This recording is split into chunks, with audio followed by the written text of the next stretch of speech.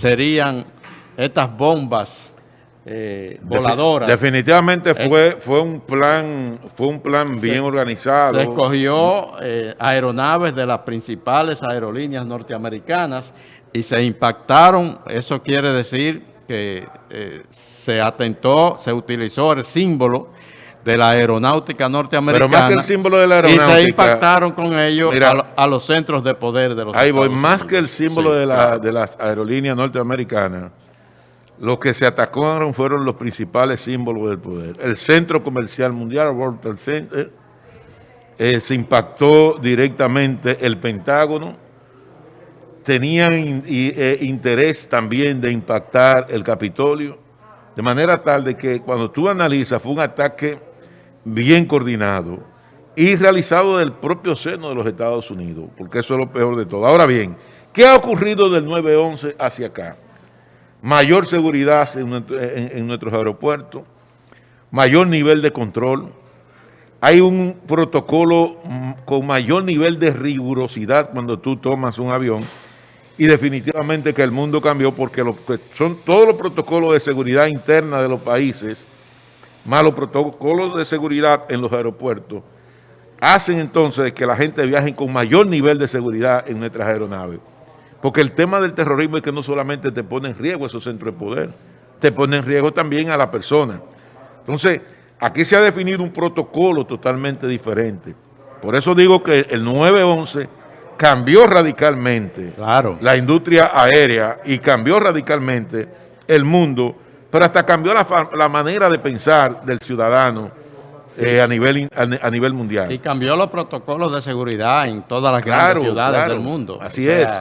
Y todos los días son mucho más estrictos los protocolos de seguridad, porque de lo que se trata es de salvar vidas. Y por eso, y a propósito de protocolos de seguridad, y ahorita con don Fran vamos a hablar de ese tema, en el caso específico del Aeropuerto Internacional de Punta Cana, se constituye en uno de los aeropuertos más seguros del mundo y en el más seguro de todo el área del Caribe.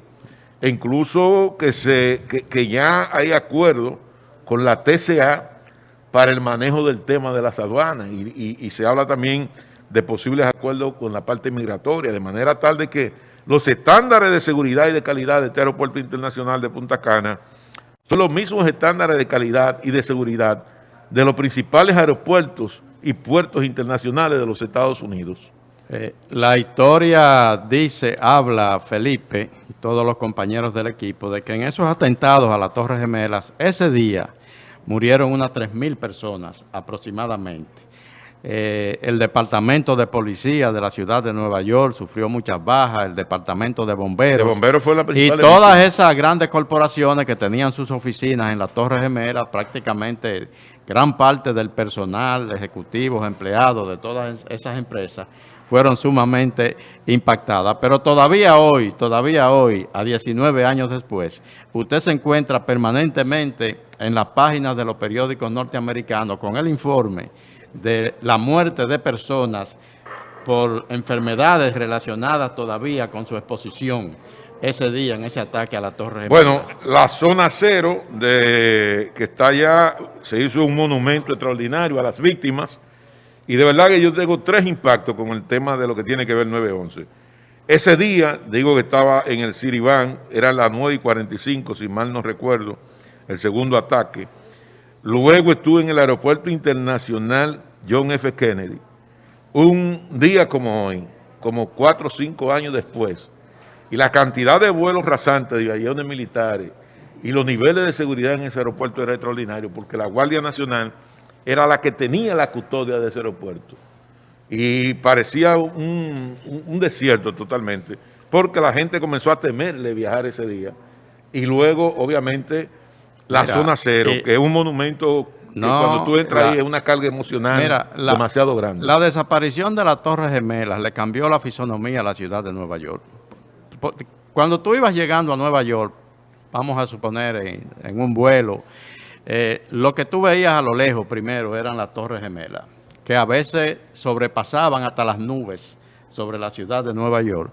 Y yo que tuve la experiencia de vivir allá, yo vivía en New Jersey, y desde New Jersey, desde muchos puntos cuando tú ibas transitando por la carretera de New Jersey, tú veías allá esas dos torres que se levantaban en la ciudad de Nueva Cuando York. tú subías al techo de la torre con el área de restaurante, eso era un mira, espectáculo. se construyó la nueva torre, One Trade Center, le llaman también la Torre de la Libertad, para sustituir las Torres Gemelas, pero la verdad que la sustitución no se ha logrado, porque tú ves esa torre majestuosa que se construyó nueva, muy moderna, pero realmente el recuerdo de la Torre Gemela no se ha podido borrar, ni siquiera con esa gran construcción que se hizo. Sí, porque definitivamente que el símbolo de poder, como señalaba Felipe, eran esas dos torres.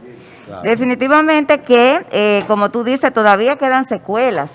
Sí. Hay que saber que ahí murieron también personas de todas las edades, de todas las clases sociales. Y de muchísimas nacionalidades. De todas las nacionalidades. Muchos dominicanos murieron. Muchos ahí. dominicanos. Es decir, que esto impactó al mundo. Y como bien ustedes señalan, después del 11 de septiembre nada es igual.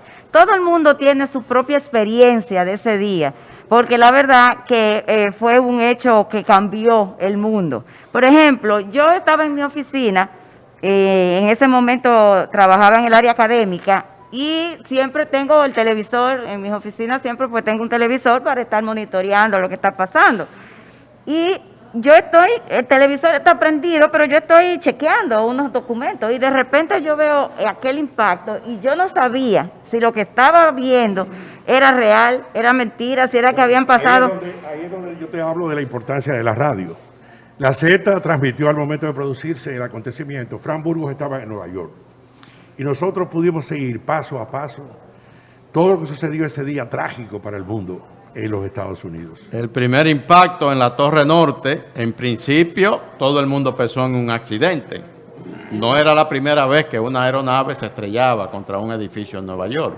Todo el mundo pensó en un accidente con el impacto de la primera nave en la Torre Norte. Pero pocos minutos después, el segundo impacto, y entonces llega la información de la situación también en Washington y en Virginia, y ya ahí se entendió definitivamente que Estados Unidos estaba bajo un masivo ataque terrorista. Cuando Fran Burgos estaba transmitiendo desde la ciudad de Nueva York, nos hablaba de que todo indicaba que se trataba de un avión de esos de prueba, uno de esos aviones de pilotos que están enseñando que había chocado con el edificio, pero cuando se produjo el segundo impacto, entonces se escuchó a Fran Burgos decir, pero por Dios, ¿qué es lo que está pasando?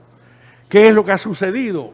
Aquello fue terrible. Sí, ahí inmediatamente se cerraron los espacios aéreos, la Fuerza Aérea de los Estados Unidos tomó el control de los espacios aéreos, y hay un evento interesantísimo con el avión que cayó en la zona de Pensilvania. Y es el vuelo 93 de United Airlines. Ese avión llegó a ser habitado por un escuadrón de la Fuerza Aérea, pero dentro del avión también hubo una resistencia de parte de ciudadanos norteamericanos que como resultado de llamada telefónica ya sabían que había una situación de terrorismo. E incluso hubo una refriega dentro de los terroristas y los propios pasajeros, que dicen que esa fue una de las razones fundamentales por la cual el avión cayó. Otros dicen eso es, ahí hay, Felipe, información clasificada de inteligencia que nunca, por lo menos en estos 19 años todavía. Por eso digo que también hay otra teoría que dice que el avión fue derribado. Sí, claro, el avión llevaba la ruta hacia la Casa Blanca, hacia el Capitolio, y bueno, muchos creen que fue derribado. Lo que pasa es que eso nunca te lo van a decir. Bueno, hoy 11 de septiembre del año 2020 estamos en lo que es el aeropuerto más moderno de la República Dominicana, en una terminal B y este VIP que nos muestra los grandes cambios que se han producido 19 años después. Pero hay otro evento. Pero hay otro evento que sucedió mucho antes, perfecto, el 11 de septiembre también. Que fue el golpe de Estado contra el presidente democrático Salvador Allende por parte de un grupo de militares en Chile, encabezado por Augusto Pinochet Ugarte. Y destacar en esa parte también, yo tuve el honor de acompañar al ex vicepresidente de la República, don Rafael Alburquerque, conjuntamente con don Andrés Blanco Fernández, al Cementerio Nacional de Chile, donde se debilizó una tarja, porque hay que recordar que varios dominicanos murieron en ese evento antidemocrático encabezado por ese asesino criminal, Augusto Pinochet, y un hijo de Andrés Blanco Fernández fue de las víctimas de los dominicanos allá en Chile. Y recuerdo que un día como hoy también se le debilizó una tarja a el hijo de Andrés Blanco Fernández, que fue desaparecido dentro del sistema del Plan Cóndor de la dictadura de Pinochet.